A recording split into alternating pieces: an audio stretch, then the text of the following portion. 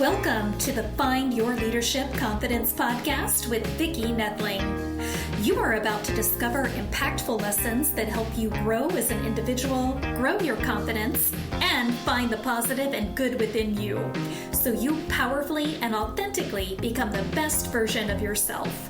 Be sure you visit our website at www.findyourleadershipconfidence.com. While you're there, subscribe to us via your favorite network. Now tune in, get ready, and enjoy the journey of emerging as a leader of exception in the 21st century. Welcome, everyone, to the Find Your Leadership Confidence podcast. I'm your host, Vicki Noethling, coming to you from Roswell, Georgia. The goal of this podcast is to bring topics and guests that will empower you to become that confident leader and take your business and your life to the next level. Today, I am excited to be talking with Aaron Trahan, and let me talk to you or tell you about his bio. He says that he leverages his extensive leadership background and professional coaching education to bring an action-focused approach to the performance coaching arena. His methodology reimagines the OKR management system for the modern executive and entrepreneur by delivering a tailored coaching experience designed to radically enhance prioritization, focus, and accountability. Aaron's mission is to accelerate the paths of the most driven and talented leaders and entrepreneurs in the world to reach their full potential.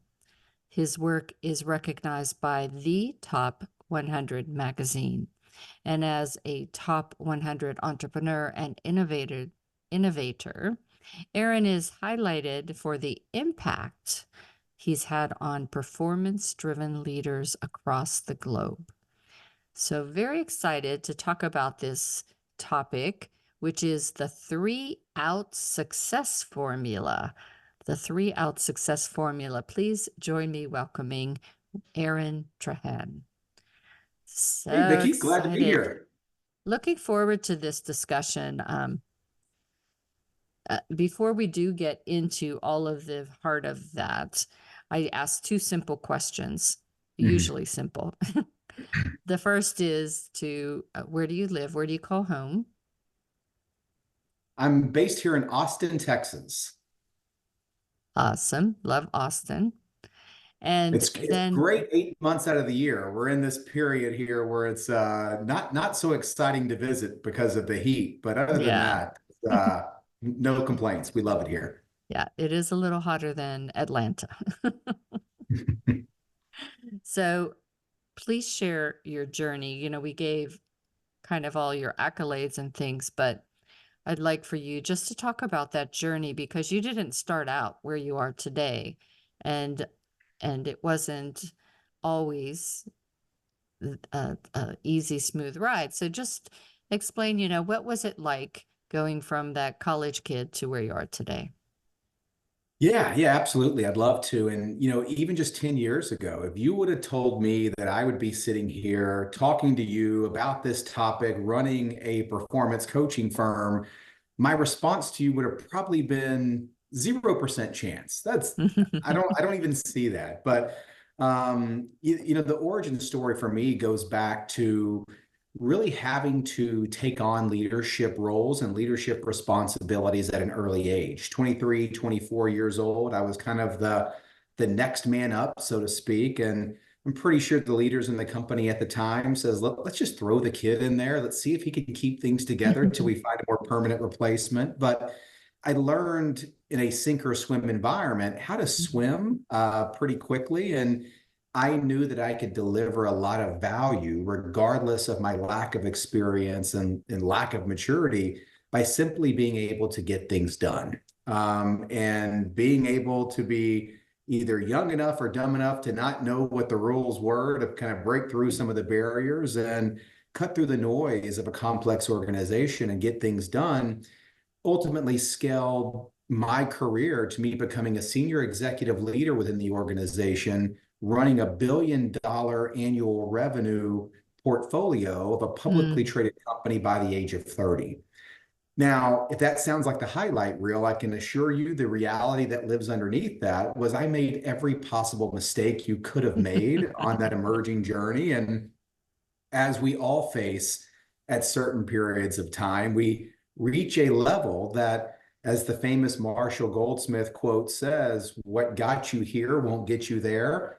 Yeah. And that's where I kind of found myself. And along the way, with that early success, I probably developed a big ego. I stopped growing. I stopped being coachable. I stopped striving for continuous improvement. And I needed to kind of go back to the drawing board. It was kind of what I Yeah. refer to now as my quarter life crisis, of just kind of saying, I've got to get back to being better. I got to get Yeah. back to striving for improvement.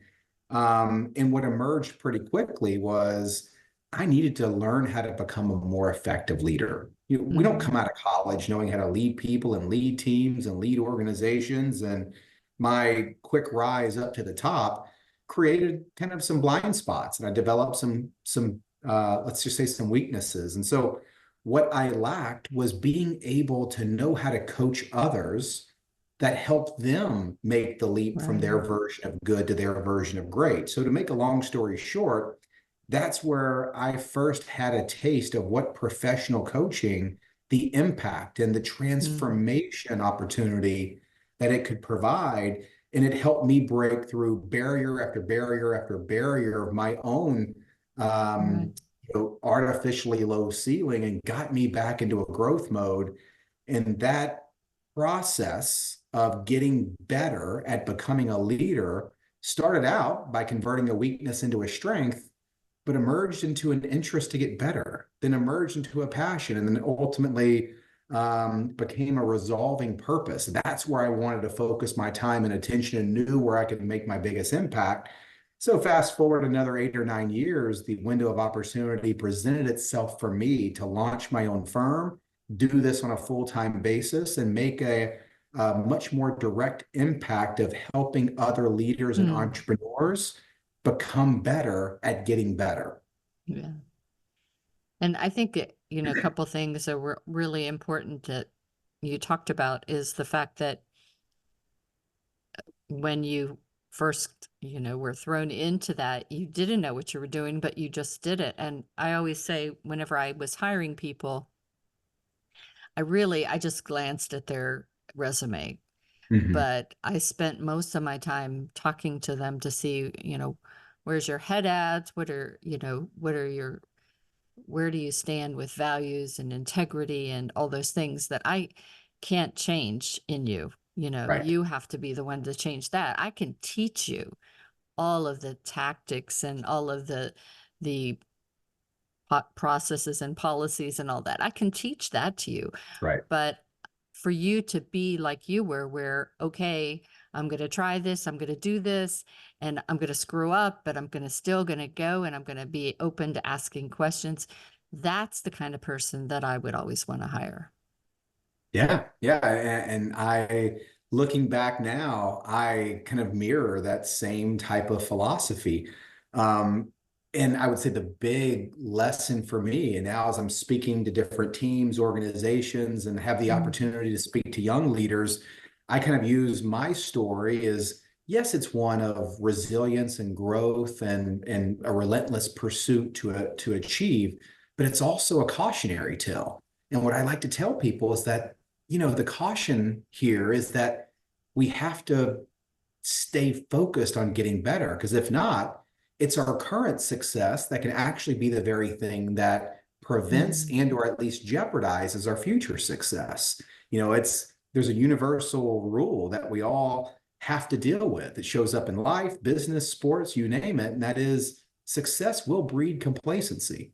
You hear Hmm. championship teams talk all the time that it's far more difficult to repeat as champions than it was to win the title the first time. And there's Absolutely. no shortage of the graveyard of once prosperous companies that no longer survive. Companies say the same thing, that it's Hmm. far more difficult to maintain or sustain number one market share or industry dominance than it was to achieve it that first time. So Yeah, it's funny how complacency is always lurking in the shadows, ready to show up after you've Mhm. achieved success when that walls come down a little bit, where you start to say, okay, I think I've made it. I think I've arrived. Mhm. That's it's kind of a danger zone to be in. Yeah, because you lose the hunger, you lose the fear of, oh my gosh, what if they're better? You just think, well, of course, I have that Super Bowl ring. Why wouldn't I be best? Or, we're in the top 100 of the Fortune 500. Why do we have to do anything? And There's that's always always going to where be. the ego will want to speak the loudest. Hmm. And I know with the last company that I was with for 27 years, we used to always say we like the competition. The competition makes us better, makes us understand that they always could go before us, and so That's um, right. seek that out. So, what is the 3 out success formula? Yeah, this is something I discovered in a couple of different ways. Mhm. One, really admiring, watching leaders from afar, either within my network or association, or just others that I've really admired, that have always seemed to find new level after new level after new level of success. And so that's one dot. And the other dot that I was able to connect with this was my own story. What were the things that when I got Mm. quote unquote, on top of my own mountain, what were the things that I stopped doing that caused my setback? And so, after some time to reflect and look back at these things, I noticed with that first group that I mentioned, those leaders that just always reach new levels. And it doesn't mean it's a linear path up and to the right, No. but they always figure out how to find the code that unlocks the next level. Um, Maybe it's because of my laziness, but I wanted to try to distill this down into, is there a formula? Is there a common thread? Is what is it that they're all doing that I could really harness in on? And I found it to be across three things. And that's where I Mhm. kind of call my 3 out formula. And the first thing is this group that always finds new levels of success. The first thing is preparation. They Mhm. always seem to be out prepared compared to everybody else around them. They always did their homework, they always did their due diligence. If there was going to be a mistake made, it wasn't because of their lack of preparation. Nobody Mhm. gets everything right, but you can always put in the work ahead of time from a due diligence standpoint and Mhm. dotting the I's, crossing the T's to increase your probability of always being right. And so this group, they were just, you weren't going to catch them off guard. It was kind of like if there was going to be someone in the room that was prepared for a worst case scenario, it was going to be this group. And so that was the first thing that I acknowledged. And the second thing was they outworked everyone around them. And this is not some hustle culture speak. They didn't walk around with a badge on their shoulder claiming to have Mhm. worked 80 hours in a week. It really comes down to when I say outwork, it's really outproducing. It's finding leverage. It's maximizing their time. No matter what our backgrounds are, or what's in our bank account, or what college we went to, we all only have 24 hours in a That's day. right. We all only have 7 days in a week. This Mhm. group continued to find new ways to increase output without having to increase the inputs. They found the leverage on their time, energy, and effort to just produce more Mhm. results in those universal time increments than anybody else around them. And then the third out of the 3 out formula, and I would argue one of the most important ones, because this is going to be the one that always holds successful leaders back. And this third one is they continue to outlearn everyone around them. Regardless of title, regardless of track record, they're going to be the ones that are still showing up to every meeting that they're in. If they've committed to being in the meeting, they're going to take away with new learnings, new insights, new wisdom, even if it's from people that are more junior than them.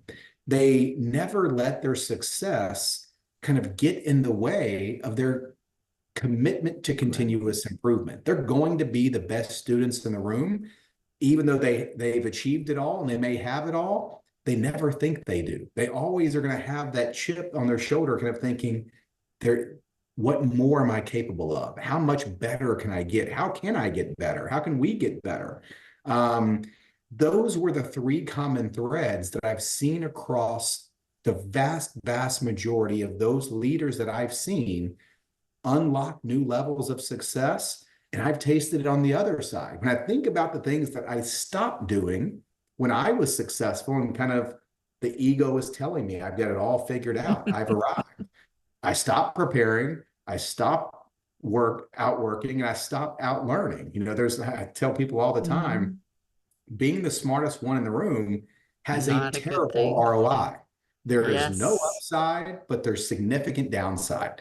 So when you put those things together, how I like to stress test this is I ask anyone, have you ever seen someone in your network, association, or community that has consistently showed up and out-prepared, outworked, and outlearned everyone around them and not found success? That's why we call it a formula. It's because it's pretty much, if you can maintain the execution of doing these three things consistently, the overwhelming probability is that you will find new levels of growth and success. Yeah, three really good points that I have seen in my long career too, very much so. But the learning one especially holds true whenever you do a training or a workshop and you look around the room, it's always people that I know more than me that are taking notes. That's right. That's right. Always, always. Yeah, I So, think it's it's kind of the best student usually wins, right? And I yeah. think it's kind of amazing as I'm kind of working with my clients, when I first came up with this, it was kind of meant, at least initially, they were kind of three siloed things. You got to check these three boxes. But what we've been, continuously uncover as I've worked with clients to make sure that we have the right accountability mechanisms in place for them to do these three things consistently, it's amazing how they start working in harmony with each other. Because the more that you learn, the better it helps Yeah. you prepare. The better prepared you are, the greater the likelihood you're going to be able to outproduce. The more that you outproduce, it can kind of create this flywheel that starts working together. And that was kind of a, maybe not so obvious benefit to when we first created this, that continues to be a short-term investment that pays long-term dividends. Yeah. I always think, I was a project manager for a long time, and I always think that life is a project. Like every bit of life can be a project. And That's right. so the very first phase of a project is that you gather information. And Mhm. that gathering of information saves your butt all the time when you're halfway through the project or even towards the end where you said, "Oh, well, I prepared for that. I expected that," and you can handle it. It's the people that say, and so many times the stakeholders will just want to zoom by all that and start to do something, act, build. And it's like, but no, hold back. Let's look at the processes. Let's look at the things that you're doing now, that just truly see if what your original idea of what you want this to be at the end is really what needs fixed. And so, That's as I said, life is just that way too. That's so well said. Yeah, because I think the one guarantee in life is that there will be change. You will be thrown a curveball. You will Yeah. have some type of external event that will knock you off course. And so, because of your initial learnings that fed your preparation, ultimately puts you in a good position, or the lack of those things puts you in a bad position to be able to adapt, be flexible, adjust, and get back on course. And it's amazing why I just seen so many business strategies fail, Mm. or maybe not fail outright, but never come close to meeting the potential and expectations, is because what goes in to the initial strategy is usually a best case scenario, ideal world scenario. And I hate to pop the bubble of leadership teams, but I like to come in and say, well, what if it doesn't happen this way? Yeah. What if what if reality ends up being something polar opposite of this? And it's almost this realization that, yeah, a lot of the strategy was built on kind of a perfect world scenario that was very To live rigid in. to things not happening to the way that they're anticipating them happening, and doesn't position them well because of the lack of learning and preparation for all scenarios, not just a few of the best case scenarios, to be able to stay resilient towards making progress towards the overarching initiative or mission. Yeah, that resilience, that's a great trait to work on and build, part of your emotional intelligence. Let's talk about performance mindset Mm. and how really important and key that is to your formula. Yeah, I think it's everything. And I'm just a big believer in the 100-year-old quote from the great Henry Ford that says, whether you think you can or think you can't, you'll always be right. Right. Yeah. And one could argue that that's more true today than it even was back then. Just Yeah. amazing how much wisdom can be packed into so few words. But you know, we got to give credit where credit's due. That's the great Stanford psychologist Carol Dweck that's really put mindset on the mainstream map, right? I think you go into any business circle and everyone's going to be able to give you some form of a definition of what a fixed mindset is compared to a growth mindset. Look, that's great, right? But here's something that I noticed over the past 5 to 10 years, is that those that identify with a growth mindset, and I always ask every room that I'm in, it's like, hey, who in here identifies with a growth mindset? With the proper amount of time, energy, and effort, you can build abilities, enhance your skills and intelligence, and Yeah. overcome obstacles, that all the things, and without fail, 70 to 80% of hands in the room shoot up. And especially to those rooms that I'm familiar with, and I see the hands that are coming up, I do a mental double click on some of the individuals, and I'm saying, if we more closely examine a lot of those people that identify with a growth mindset, something's not connecting. And that is, when we look at their behaviors, when we look at their approach, when we look at their commitment to a growth mindset, they're saying all the right things, they're doing all the right things, but more often than not, they're also in kind of a status quo. They're comfortable. They're not putting action behind their growth beliefs. And so when I talk about a performance mindset, it really comes down to one major differentiating characteristic, and that's an incredibly strong bias for action, to put in the work, to develop, to be uncomfortable, to take yourself to the outer edges of your current capabilities, because that's where the growth is going to live. It's not resting on what you've already achieved. It's continuing to look out of the front windshield and say, what more am I capable of? How much more can I contribute? How much bigger of an impact can I make? And so it's that action put behind continuous improvement. And continuous improvement, it's easy to say, you go on LinkedIn and it's everywhere, right? But let's face it, it kind of sucks. Continuous improvements always, it doesn't feel good. It's going to be uncomfortable by design. You're going to be stretched. You're going to be challenged, because that's when your best has to show up and come out. And so for that 70 to 80% that identify with a growth mindset, they're thinking all the right things and saying all the right things, but without action behind those beliefs, they usually find themselves in very similar positions a year from now than they are right here today. So at performance mindset, everything we do, and you kind of mentioned this in the opening, it's all action oriented. Every single week, we're going to look for those areas those opportunities? Where's the 1% incremental gain? How do we get better? Who are we asking how we can get better? What are we finding out? What are the feedback loops? And what actions are we going to take to make that real? Not Yeah. stay trapped in our minds, but actually put up numbers on the scoreboard for ourselves of becoming our next best version. It's kind of funny. I am right now doing just started a 2-week program with youth. I do to help them build their confidence and become stronger speakers.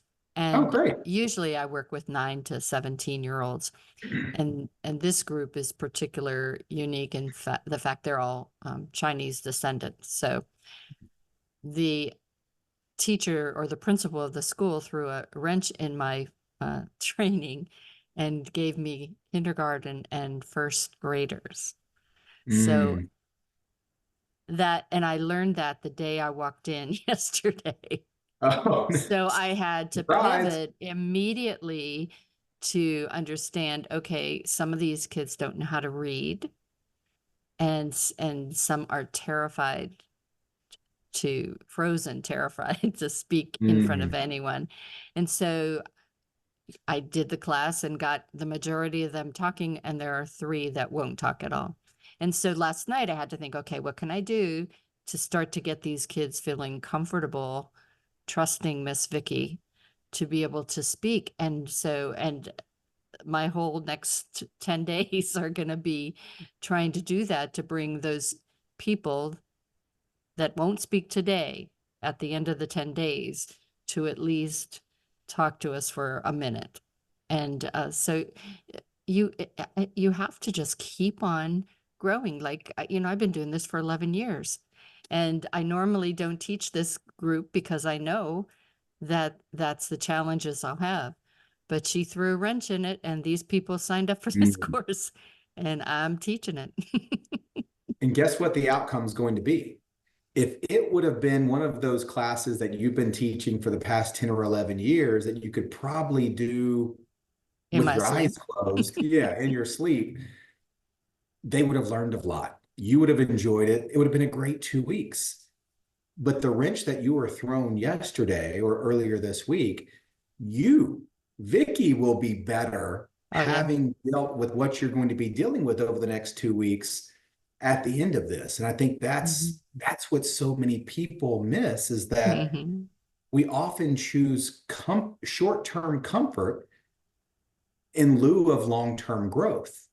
And as the saying goes, growth and comfort do not coexist. We have to leave that place of comfort, that place of being able to kind of do things in our sleep, if we're looking to kind of get caught up in that gravitational pull of increasing and enhancing our skills and capabilities. So Yeah. I know it's probably a more stressful week for you than others, but I'm happy you're going through the growth experiment, because you're only gonna make a bigger impact going forward.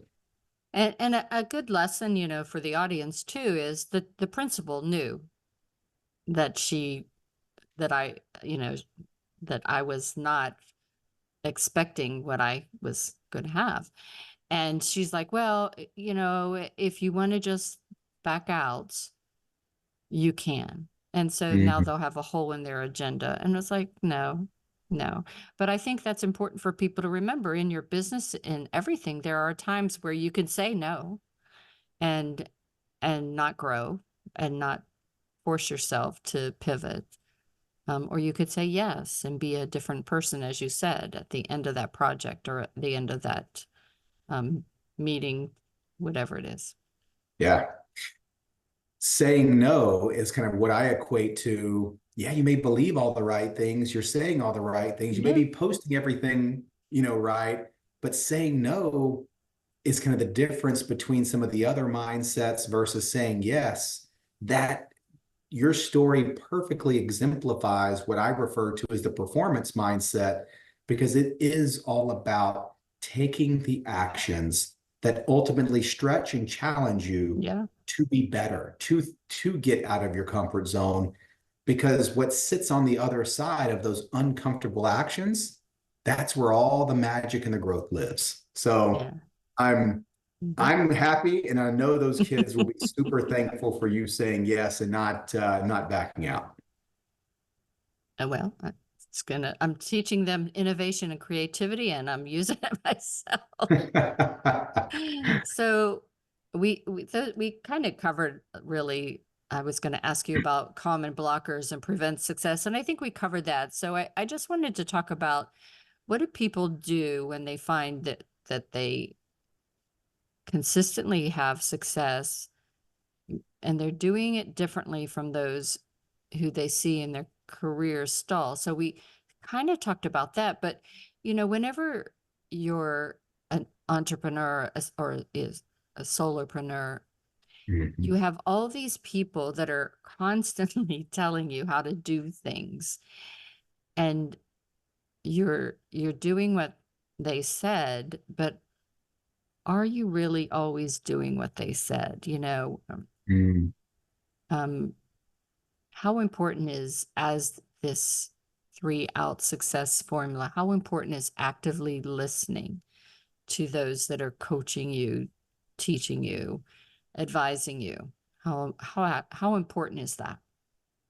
Yeah, I think it's and I appreciate the question because I think it opens up a very important scope, and that scope is having high quality feedback loops, right? Mhm. And that's the one thing that I continue to see is really the start of a plateauing of your learning curve, is when people just stop collecting feedback, stop getting feedback. And I think, it's kind of interesting. We kind of have a growth quota that I have some clients go through, and no matter their level of success, no matter how well they may be doing, we'll kind of set a weekly quota, and it's like, find a stakeholder that you truly value. You value their experience, you value their background, you value their body of work that they've contributed, and simply ask them, how can I be better? And this Mhm. is not about feedback of looking backwards. How can, let's not look backwards, but what insight do they have on how you can get better going forward? And so I think it's all about having the right feedback loops. And with that feedback, with that insight, that's really the fuel behind continuous improvement. Because Mhm. a weakness or a development area you are unaware of will never be strengthened. Yeah. And too many people are way too comfortable of letting the unknowns remain unknown versus asking the hard questions of, how can I get better? How can I be better? What, and then if that's external, what you should be asking internally is, what more am I capable of? Right. Because if you constantly ask yourself that question, it's always it's the fuel that drives continuous improvement. And so I think the biggest mistake that leaders and entrepreneurs make is kind of going to the opposite side of that spectrum. And when you're not curious of what more you're capable of, when you're not curious on Yeah. how you can get better, you're going to by default think you have it all figured out or can do it Yes. yourself. And when you lack the quality feedback loops, it's just going to decelerate your growth. Mhm. Um, and so I think that is such we could spend a whole nother hour just talking about Yeah, that. we could. I think it's so valuable, whether you agree with the feedback or not, whether it hurts your feelings or not, whether it upsets you or not.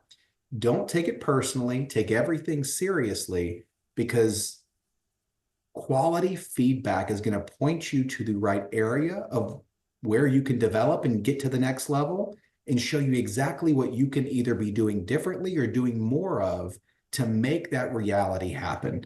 And so it really comes down to, are you willing to go collect that feedback, Mm. or are you comfortable to let the unknowns remain unknown? And if you're choosing comfort over growth, you should never be surprised when you're never meeting your own growth Yeah. expectations. Yeah. And a couple of things cross my mind with that is, sometimes it really does help to have that coach to bounce things off and really have that coach pull out things from you, but explaining, why they're giving that feedback and making you think a little deeper on it. But Hmm. it also, I think, is helpful to try to journal, to write down things that happened to you and how you reacted to them, and um, to really look in the mirror and think, okay, could I have done that better? Um, so that when you do get with your coach, perhaps you can have some further discussions to help you delve deeper. I think a lot of times we block out things that we didn't do so well, maybe. Right. And so when we have those discussions, our initial block is not letting us really delve to that deeper level. And maybe that coach isn't as skilled at getting you to peel that onion, but Yeah, I think I kind of think about it as seeds, right? And the seeds that I mhm, like to plant with my clients to always yeah. have a couple of those filtering questions top of mind. It's something we revisit almost every single week is kind of what you just talked about. One of the questions is, what went well this week Mhm, and why did it go well? yeah, I'm much more focused on the off report intelligence than just the highlight reel. yeah, What did you do? Was it your preparation? Was it the learning? What was it that made that thing go well? Because when we discover that, 2xing and 3xing, it just becomes a mhm, lot easier. On the flip side of that coin, what didn't go as well for you this week that you had hoped would have gone better, and how will you improve going forward? And so yeah, the first question is much more important on the why. The second question is much more important on the how. So if those two questions kind of stay top of mind, you have a whole different radar system to be able to say that was a win, but you can immediately go deeper. yeah, Why did I win there? What led to it? How can I repeat that? So it's a way to yeah. give yourself your own blueprint to keep Mhm. getting better. And also, it's a great way to see that when you do have the small things, the compound effect of getting to that goal and knowing that the performance that you had paid off, that it Right. wasn't just a waste of time. And so often I think we get so busy that we forget about that, and Right. to really to be mindful of, okay, I did this and this and this, and the result was this wonderful thing. So I should do that again. Yeah. And it Yeah. does take time. It's not like you can't just jump to that wonderful thing. You do have to do those other steps. And once you start to recognize, oh, that's why that worked, then it's, Exactly. It's like, yeah, these type of questions can also serve as like your very own yellow light. Slow down. Let's give ourselves some yeah. feedback based off what we know, what led to the success, what led to the misstep, and how can we continue to use those learnings to apply them in the very next week. And there's that's a really powerful tool and something that's 100% within your control that you can use today to Mhm. keep showing up and getting better next week than you were this week, being better 2 weeks from now than you were next Mhm. week.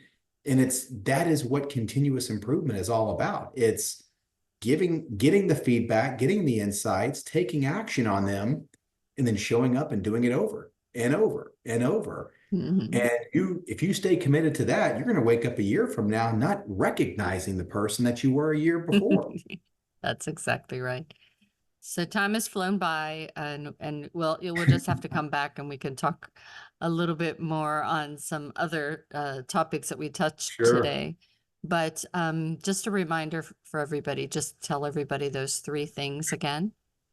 Yeah, the 3 out success formula comes down to out preparing, outworking, and out learning essentially everyone around you. And another way to think about that is out preparing, out working, and out learning the prior version of you from yesterday, right? Yeah. If you just forget external competition, just out prepare, outwork, and out learn the prior you. That's a great way to just keep driving continuous improvement and making sure you're putting action behind it. That's what the successful golfers do every day. That's right. That's exactly right. Awesome. All right, it's time now for me to share my screen that has the contact information for Aaron. So if you're just listening, quick, go grab a paper and pencil so you can get the website information. But if you can't, I will have all this information on my YouTube channel, Vicki Noethling, so please subscribe, as well as my findyourleadershipconfidence.com website. So the website is performancemindsetcoaching.co. That's performancemindsetcoaching.co. On Facebook, you can just search Aaron Trahan. That's AARONTRAHAN. On Instagram, again, is Aaron Trahan, and LinkedIn is Aaron-Trahan. And I'm going to turn it over to Aaron to talk to you about what you can find as resources on his website and any social media he spends the most time in. It's all yours, Aaron.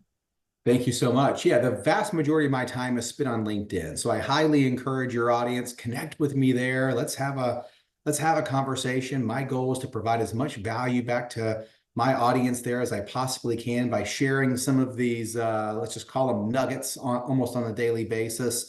And then if you go to my website, that's where you can learn more about the different methodologies, my approach. And Vicki, for your listeners, I'd also like to throw out an added value bonus, which is if you want to go to my website, you can book a 45-minute performance breakthrough assessment call with me, where I will walk you through the 4 key areas that best determine a leader's effectiveness for getting better.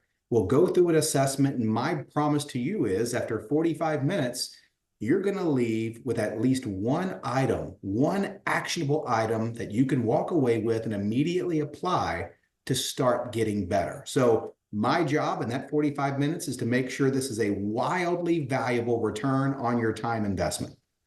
Awesome.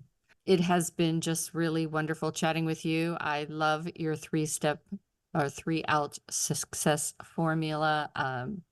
Believe you hit the nail on the head. It's wonderful to spend some time just talking about things that maybe especially talking about the fact that you can be successful and get so comfortable that you don't get any more successful because you get complacent. Right. So I think that you gave wonderful insights and advice for the audience today.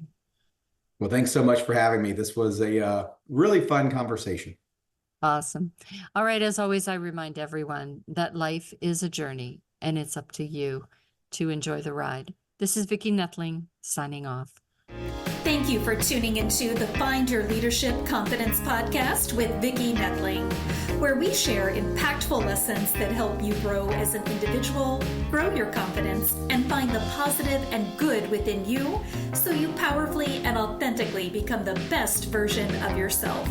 Remember to visit our website at www.findyourleadershipconfidence.com and enjoy even more great episodes like this one. Again, while you're here, subscribe to us via your favorite network. We look forward to seeing you next time on the Find Your Leadership Confidence podcast.